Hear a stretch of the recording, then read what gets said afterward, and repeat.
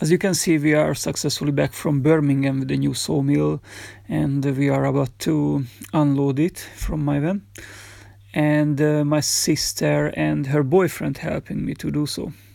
In this video I wanted to talk about my reasons to purchase this particular sawmill. So this mill called the Dack SMP 13, and it comes with a 13 horse 4-stroke Honda petrol engine.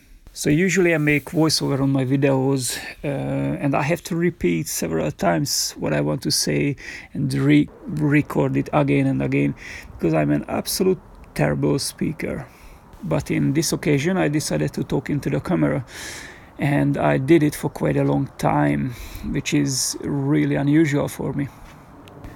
I've been told many times before not to excuse for my English or for my accent or simply for the way I talk.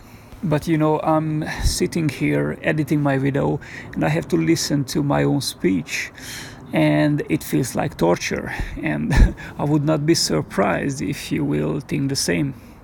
So at any given time when you got fed up with my talk, please just pause the video and, you know, watch something else. For everyone else who willing to stick to the end of this video, thank you very much for watching, and thank you for your support.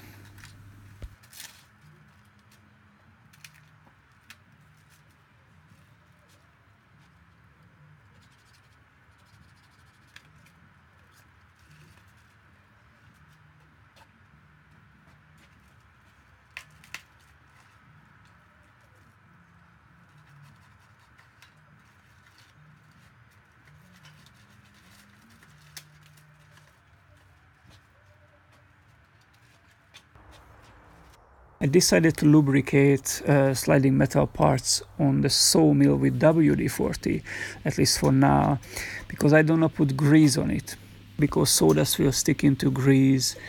So I will have to find the right lubricant, but for now WD-40 will do the job.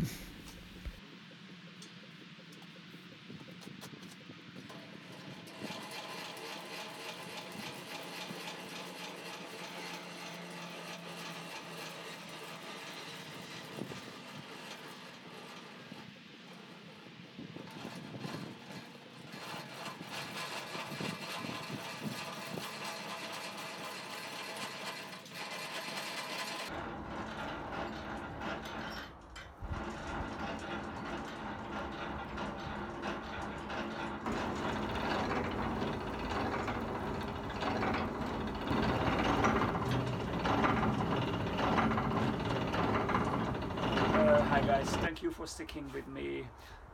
I'd like to say a few things. As you can see, the mill is successfully unloaded. It wasn't easy.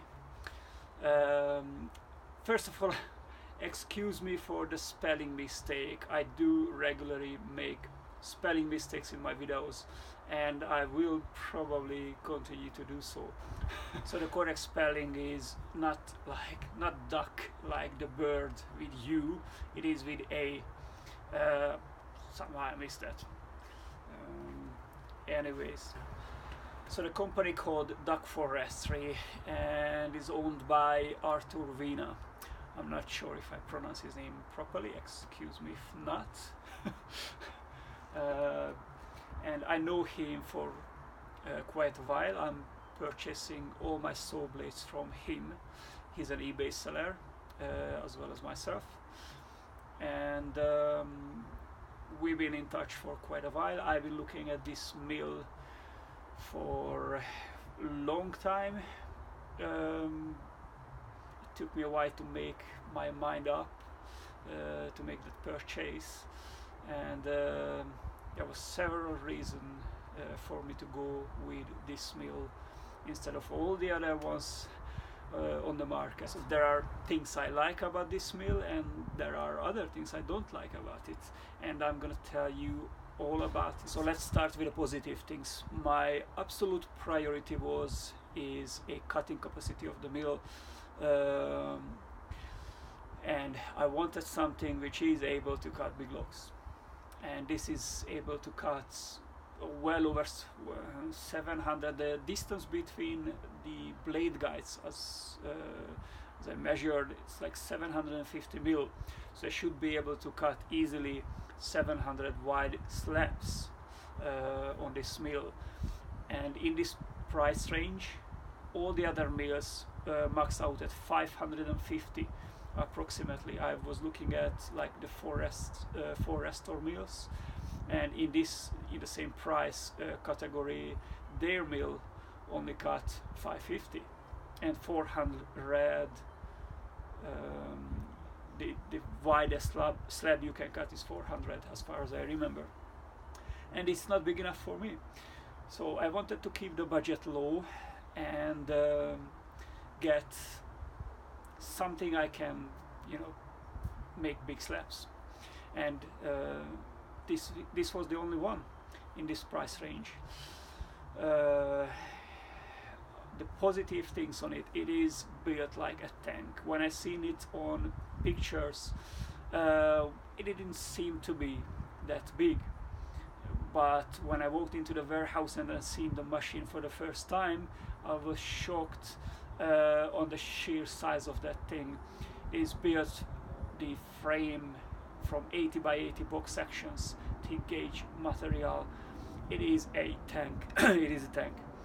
So I can't complain about that. There are no screws that will come loose because of vibration, which is a very good thing. I don't have to assemble it because it's already an assembled mill.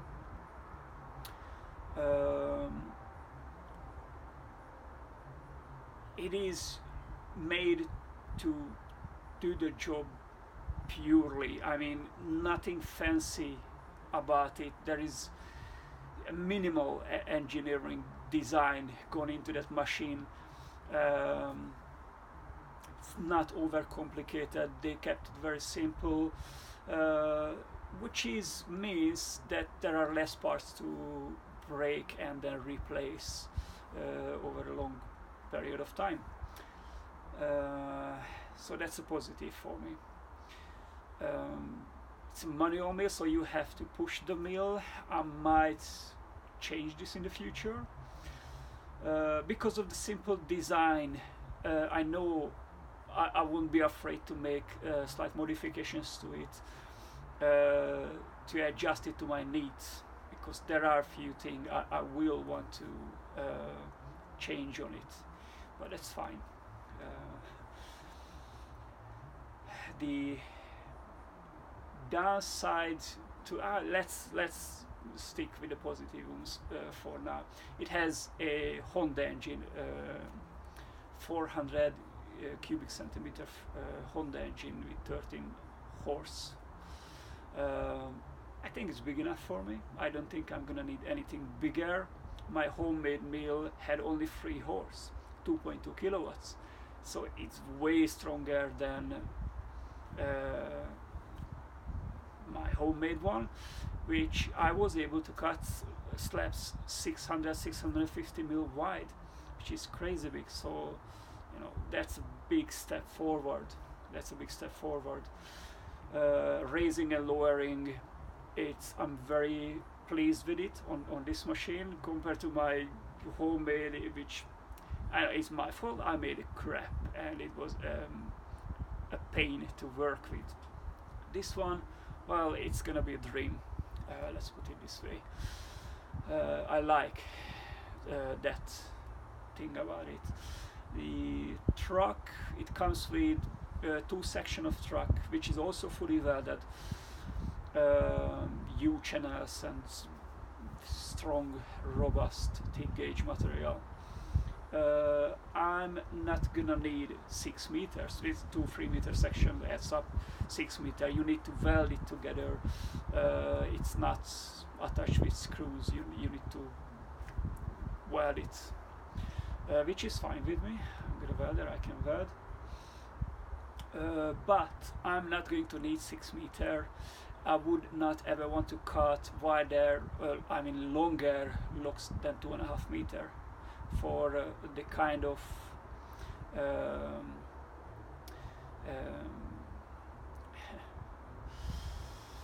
character grade supply I'm making. I don't need anything longer than 2.5. That's it. I'm not making construction grade stuff. I don't need huge long beams. So I'm going to keep one full section and then make the other one shorter. I will probably make the full length of the truck like 4.5 meters, something like that, and that's more than enough for me.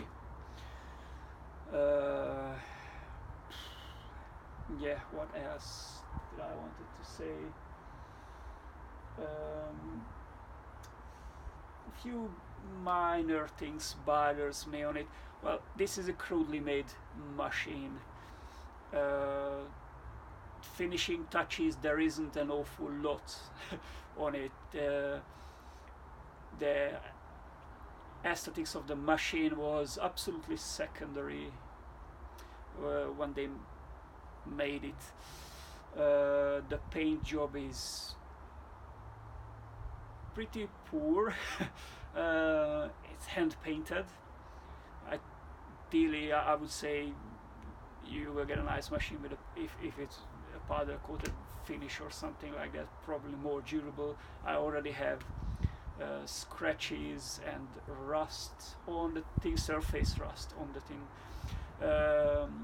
The machine made in Romania, and they brought the machine on a trailer,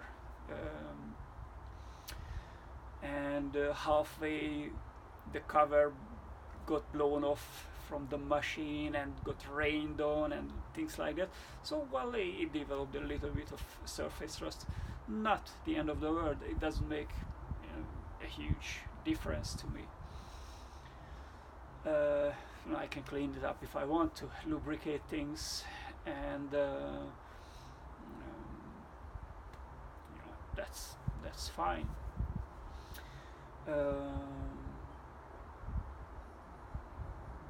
What else? A few minor things I will modify.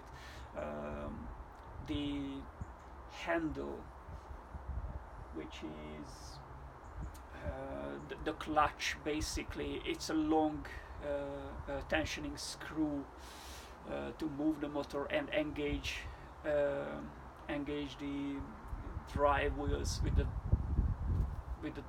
belt, the drive belt, or, you know what I mean. It is way too long. That handle is on a very long bar, that screw thingy. I will probably cut this off and make it shorter. I don't see the point of sticking out that far, but it is inconvenience. This is not something will put me down from a purchase. What else can I say? I was not going to go with a petrol engine for a couple of reasons. Once, the noise pollution. So once the noise and the fumes, obviously, because I'm going to use this mill indoor, and you don't want fumes indoor really. But all the other electric versions, most of it is three-phase, comes with a three-phase motor. I have no three-phase power.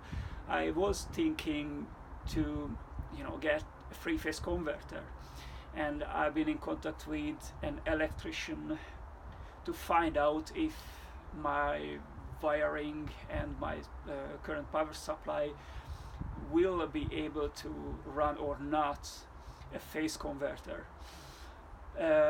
And in order to make it work, I was going to rewire the entire workshop. The amount of work needed in order to run the phase converter, it was just huge, and the cost of it huge. So I decided against it. I did not want to have the petrol, but I had no other options. The electric versions, it just wasn't going to work for me. So that's why. But I will make sure I'm gonna have proper ventilation in the workshop. I want to keep the door slightly open. I'm going to open up my window and use fans to circulate the air. I'm going to pull the air through the window and push the air out on the door, and continuous clean air will just come into the workshop. And well, that's the theory. If it's not going to work, well, it should work.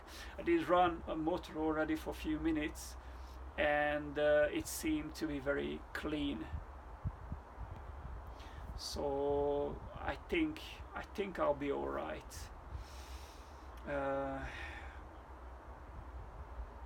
I'm really not sure what else to tell about it. Anyway, I'm gonna have to assemble the machine, and when it's up and running, I'm gonna be back with another video, and keep you informed. Yep, that's it for now. If you have any questions, just let me know in the comment section, and I'm gonna try to answer it. Yeah, that's it. Alright, thank you guys, thank you very much for watching, and see you in the next video.